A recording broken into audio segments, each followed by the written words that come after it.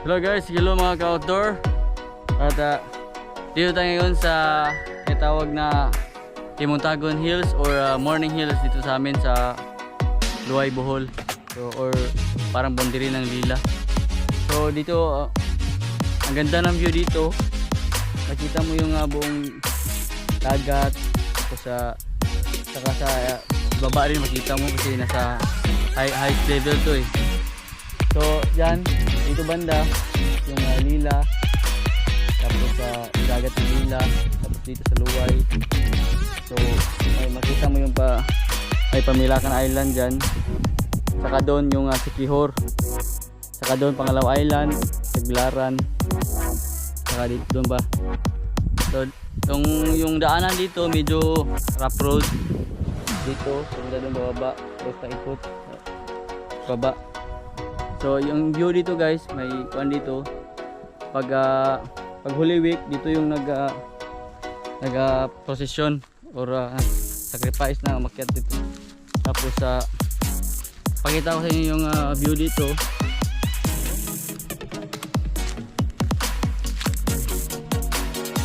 Yan guys, ito yung view dito sa baba.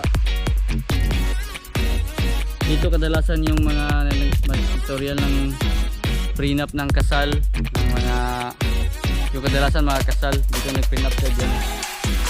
So yung huling punta ko, yung unang punta ko dito sa San A siguro. Doon sa kabilang bundok doon may bahay doon, parang foreigner, bahay ng foreigner. So sa ganda ng landscape dyan. So yung parang hindi siya, parang nasa ibang lugar ka, parang nasa New Zealand ka. Kasi yung puno, tapos maganda yung landscape mo. Tapos sa baba doon, ganda rin doon. Medyo tingnan sa baba. So ito yung daanan dito guys. Diyan. So punta tayo doon guys. So medyo sobrang hi guys.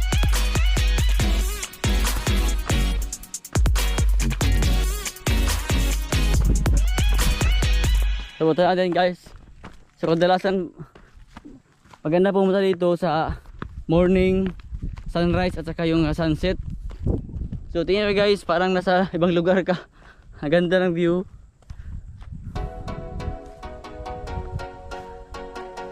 Parang nasa feeling ko nasa New Zealand or something European country. Tapos kita mo yung buong dagat oh.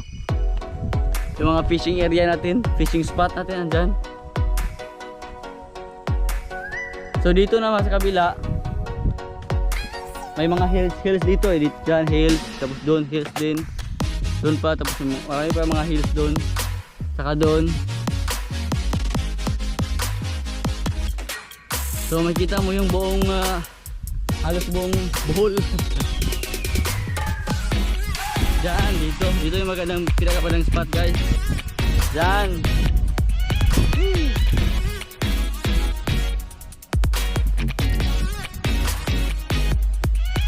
Diyan, simula tayo dito.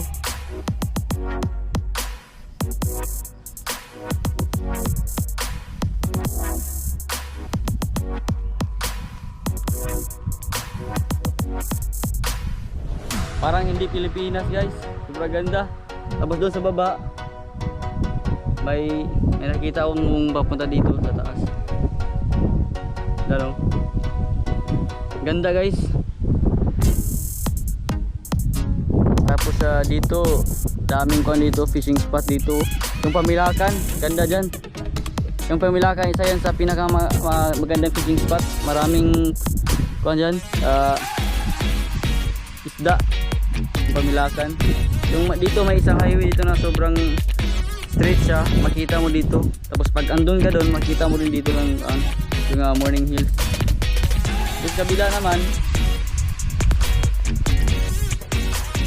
ganda ng view kasi may kahoy para nag-iisa.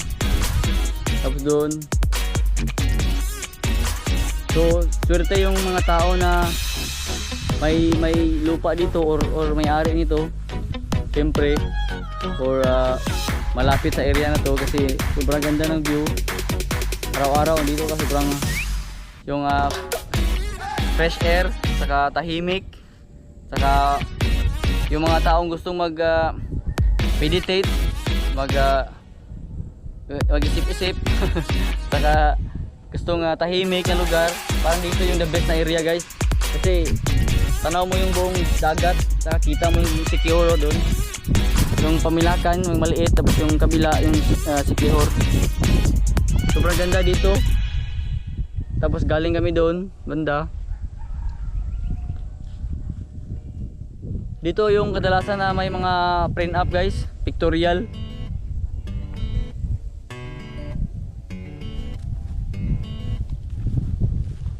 Dito kapag lasing ka dito or nagiinuman kayo ng barkada mo, so delikado pag hindi mo na alam yung ginagawa mo, baka mahulog ka doon kasi bangin na dito eh. Kung makita mo sa personal, bangin na dito, tapos delikado. So kapag nagiinuman kayo kasama barkada dito, safety first lang na tayo. Medyo delikado din dito. So maganda lang dito pag sama yung family, girlfriend, boyfriend, mga syuta nyo, friends, buong barkada, picnic. So kasi lahat makikita mo yung pag nag-iisip-isip ka kung anong iplano ka sa buhay mo. Dito yung magandang puntahan guys. Anong gusto mong plano, kasi makapag-isip ka dito ng mabuti. Sa mga broken hearted dyan, so dito yung punta na kayo dito sa Morning Hills. Kasi dito yung bagay sa inyo. Pero huwag kayong tumalon dito kasi baka masira yung pangalan. Saka mayroon pa doon guys. Diyan, puntahan natin guys para masulit natin. Ari ko doon. Lebanta. So, tabi. May dalawang puno dito. O may mga pag pumunta kayo dito, mayroon din kayong mga silungan. Yan, medyo so may maliit na bahay doon. Nasa gitna ng parang hills.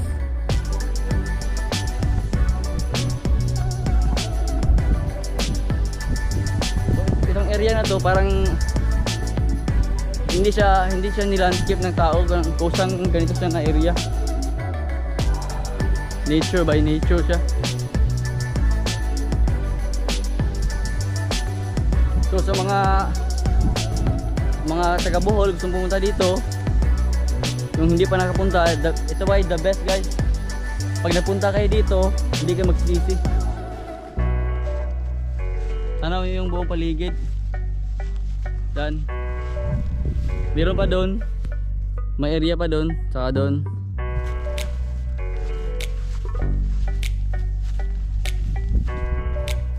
Yun.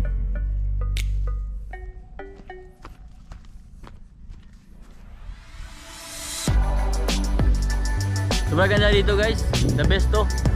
Recommended guys sa outdoor adventure. Tapos dala kayo ng mga pagkain.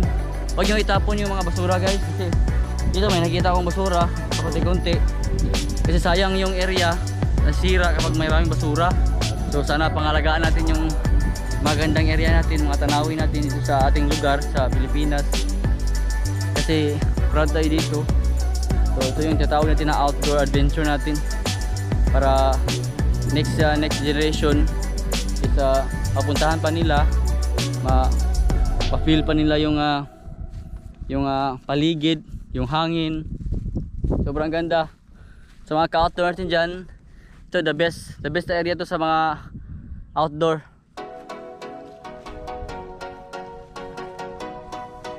Saka pag nag-fishing tayo isang araw dito sa Balikasag, kita mo yung Balikasag Island dyan. Yung Balikasag Island, isa yan sa pinaka the best diving spot sa Pilipinas, saka sa buong mundo. Na-feature na yan sa magazine. So magkatabi lang yan sila.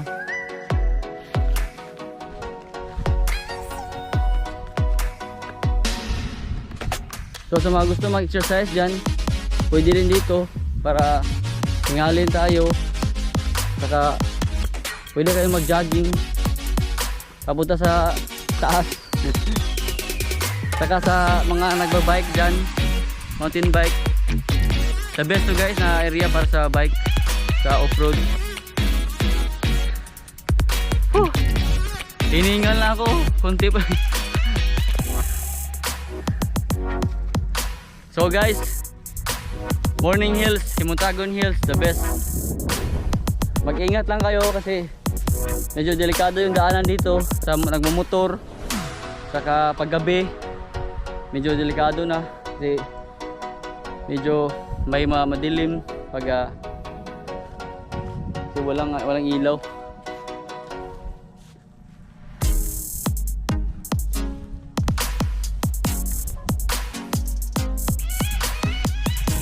Tanaw mo yung buong paligid. Kita mo yung sasakyan doon, madaan. So ngayong oras ito mga 3:30 pa lang ng hapon. May araw pa. Saka napadaan lang kami dito. So pinuntahan natin.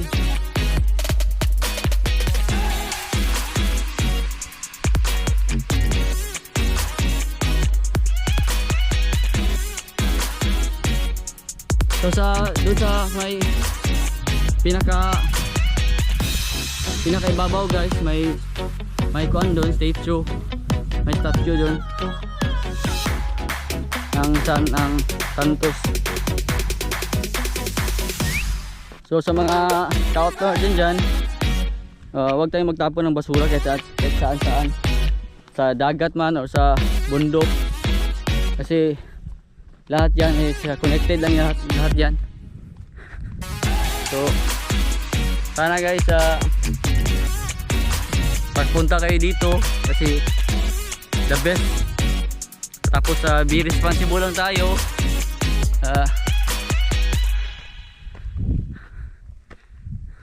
Huwag tayong mang-iwan ng basura. Tapos ingat, safety tayo, safety first. So paakit na tayo guys.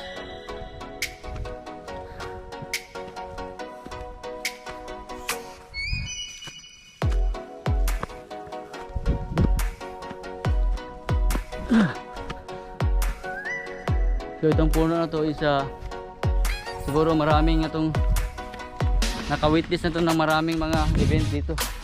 Yung puno na to. So doon sa taas may statue doon. So pag umulan may shelter dito guys. Init or umulan pwede tayo magsilong dito. Pero medyo sira na. Kailangan ayusin.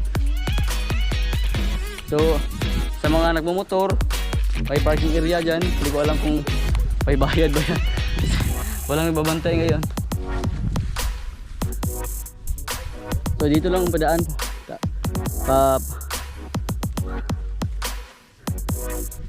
Medyo rough road dyan.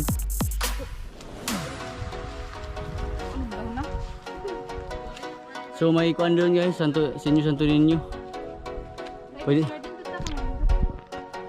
mahalad diha. May halad oh. Pwede. So guys, sulitin natin to. Magkuhan tayo, donate tayo doon.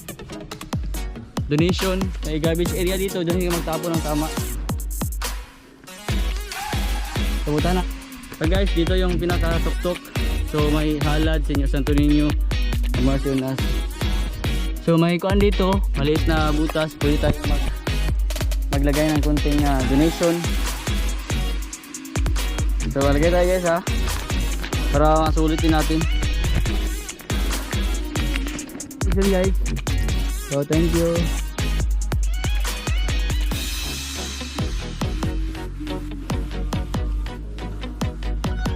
So sa likod is sa likod dito is ganun pa rin. May magandang view pa rin dito sa likod. Yan, sobrang ganda. Ito yung ultimate na outdoor adventure guys. Sa mga gustong pag gusto nyo mag jogging, punta kayo dito. Yung daanan maganda rin kasi yun ang purpose natin mag jogging, para pawisan tayo. Saka sa mag bike, sa mga off-road bike, the best din dito. So ingat lang kayo palagi pag nag outdoor adventure tayo. Itong puno na to guys is sobrang tagal na to, so parang naka-witness na to ng maraming mga event dito sa lugar na to. Siguro maraming mga kuan dito, mga good things that happen here. Tsaka doon paggabi medyo marami sigurong kuan dito pumupunta, kasintahan. O tara, so may upuan din dito guys, dyan.